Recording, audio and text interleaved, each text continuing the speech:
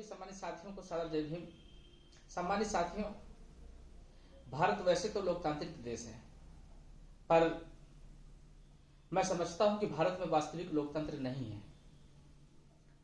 क्योंकि जिस समय परम पूज्य डॉक्टर भीमराव अंबेडकर जी ने भारत में संविधान लिखा, उनका मानना था पहले राजतंत्र था, तो राजतंत्र में रानी के पेट से ही राजा पैदा होता था।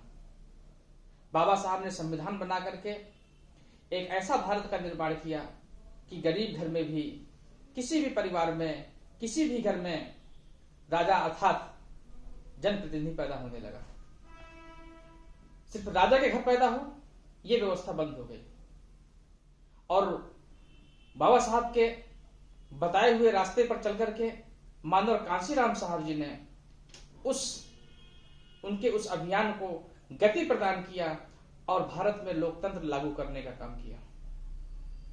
लोकतंत्र का वास्तविक अर्थ था कि गरीब से गरीब आखिरी पायदान का आखिरी व्यक्ति, लाइन का आखिरी व्यक्ति भी देश का, गांव का प्रधान से लेकर के देश का प्रधानमंत्री तक न सिर्फ सपना देख सके बनने का, बल्कि वो बन भी सके, ऐसा मानव कांशीराम साहब ने करके भी दिखाने का काम किया है। सम्मानित साथियों, बहुत दूर जाने की जरूरत नहीं है। मानव कांशीराम साहब जी ने यहां सिर्फ बादा में, हम अगर बादा की ही बात कर लें तो ऐसे ऐसे लोगों को विधायक बनाया जिनके पास में नॉमिनेशन करने के लिए भी पैसा नहीं था, वो भी विधायक बने। परंतु आज हालात क्या है भारत के? जब ये मनवादी लोग जान गए कि गरीब लोग राजनीति के बारे में जागरूक हो गए हैं और देश में गरीबों की आबादी ज्यादा है, देश में बहुजन समाज की आबादी ज्यादा है, तो नियम यही कहता है लोकतंत्र में कि जिसकी आबादी ज्यादा हो तो उसके पास वोट भी ज्यादा है, और जिसके पास वोट ज्यादा है तो शासन भी उसका ही होना चाहिए। अब ये लोग समस्या थी इन लोगों के सामने, मनवादी लोगों के सामने, कि कानून बना करके ये लोग चुनाव लड़ने से नहीं रोक सकते थे हम लोगों को, इसलिए उन्होंने नया रास्ता खोजा है। धनतंत्र हावी कर दो, इतना पैसा हावी कर दो कि गरीब आदमी चुनाव लड़ने के बारे में सोच ही ना सके। लड़ना तो बहुत दूर की बात है। और इसीलिए जब कोई कहता है कि भाई हम चुनाव लड़ना चाहते हैं, तो सामने वाला भी ये नहीं पूछता है कि भाई आपकी कितनी लोकप्रियता है, आपके साथ कितने लोग जुड़े हुए हैं, आपको कितने लोग जानते हैं, कितने लोग चाहते हैं, ये कोई नहीं पूछता है। तत्काल सवाल अगला आता है कि कितना खर्च करोगे। मैं कहना चाहता हूं कि अगर सिर्फ पैसे वाला ही व्यक्ति लोकतंत्र में विधायक, सांसद, मंत्री, मुख्यमंत्री, प्रधानमंत्री बन सकता है, तो फिर लोकतंत्र कहां हुआ? फिर तो धनतंत्र ना हुआ। धनपति का ही बेटा विधायक होगा, सांसद होगा, मंत्री होगा, मुख्यमंत्री होगा, प्रधानमंत्री होगा। और यही तो हो रहा है। आज प्रधानी में भी लोग लाखों रुपए खर्चा करने लगे। विधानसभा की बात करें तो विधानसभा में तो 5 करोड़ से लेकर के 15, 20, 25 करोड़ तक लोग खर्च करते हैं। अब इतना खर्च करने की हैसियत रखने वाला व्यक्ति एक विधानसभा मुश्किल से 5 से 10 लोग मिल पाते हैं। और वोटर है उत्तर प्रदेश में लगभग 3.5 लाख वोट से स्टार्ट होती है हमारे विधानसभा, और 12 से लेकर के 15 लाख वोट तक विधानसभा हमारी जाती है। पश्चिमी यूपी की गाजियाबाद, नोएडा साइड की विधानसभा बहुत बड़ी बड़ी वोट बैंक की है। 7 लाख, 8 लाख, 10 लाख वोट की एक विधानसभा है। कुछ जगह पर 3.5 लाख की वोट विधानसभा, कहीं 4 है, कहीं 5 है।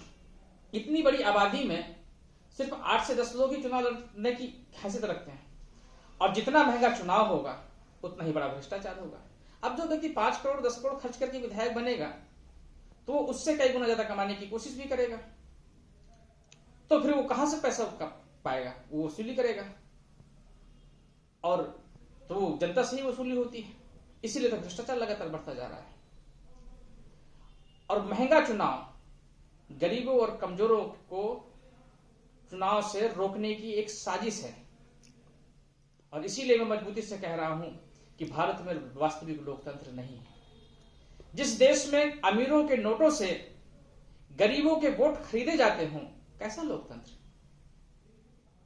इसलिए सम्मानित साथियों, जो आंदोलन, जो मिशन, जिस उद्देश्य और पवित्रता के लिए भारत में बाबा साहब डॉक्टर भीमराव अंबेडकर जी लोकतंत्र लेकर के आए हैं, उस लोकतंत्र को हम लोगों को बचाना है, ताकि गरीब घर में न सिर्फ गांव का प्रधान बनने का सपना देख सके, बल्कि प्रधान से लेकर के इस देश का प्रधानमंत्री भी गरीब आदमी सिर्फ सपना ही नहीं, बल्कि वो सच में हकीकत साकार भी कर सके सपना को। ऐसा भारत का निर्माण हम लोगों को करना है।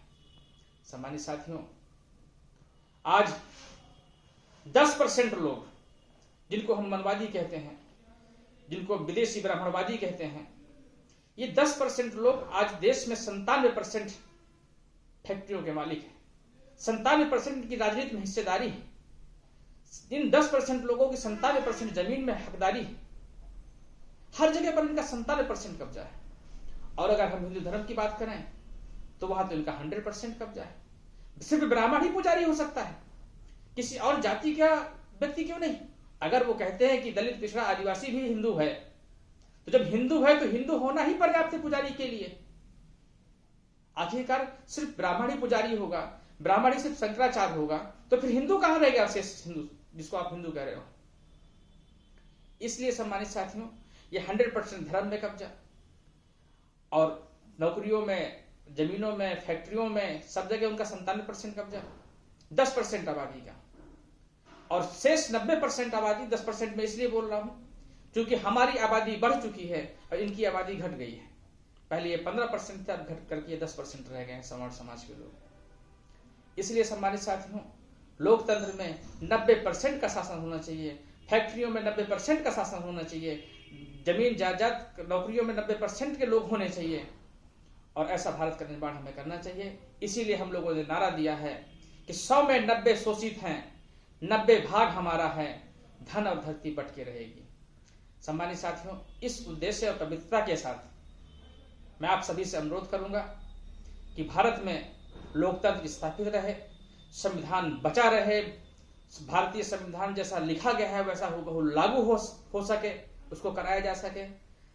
इस अनुरोध के साथ मैं आप सभी से ये गुजारिश करूंगा, अनुरोध करूंगा कि आप सभी लोग राष्ट्रीय शोषित समाज पार्टी के साथ में जुड़ करके महापुरुषों के सपनों को पूरा करने के लिए, संविधान को बचाने के लिए, लोकतंत्र को बचाने के लिए, लोकतंत्र को सरल और सजग सबके लिए आसानी से उपलब्धता हो सके, लोकतंत्र में सहभागी हो सके, सिर्फ वोट डालने की मशीन ही न सिर्फ इंसान रह जाए और वो खुद भी लड़कर के चुनाव आगे बढ़ सके। इसलिए मैं अनुरोध करता हूं कि आप सभी लोग राष्ट्रीय शोषित समाज पार्टी का साथ दें। बहुत बहुत धन्यवाद। जय भीम, जय भारत, जय संविधान, नमो बुद्धाय।